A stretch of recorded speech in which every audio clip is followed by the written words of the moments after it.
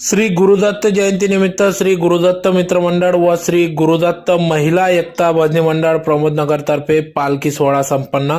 धुळे शहरातील प्रमोदनगर sector number 2 येथील इच्छापूर्ती श्री गुरुदत्त मंदिर असून या ठिकाणी दरवर्षी सालाबादाप्रमाणे अतिशय उत्साहात श्री गुरुदत्त जयंती साजरी करण्यात येत असते। त्यानिमित्ताने यावर्षी देखील आज दिनांक 14 डिसेंबर 2024 रोजी सकाळी 9 वाजता श्री गुरुदत्तांची पादुका पालखी मिरवणूक काढण्यात आली। अतिशय उत्साहात पारंपरिक सवाद्य मिरवणूक या ठिकाणी पालखी मिरवणूक काढण्यात आली।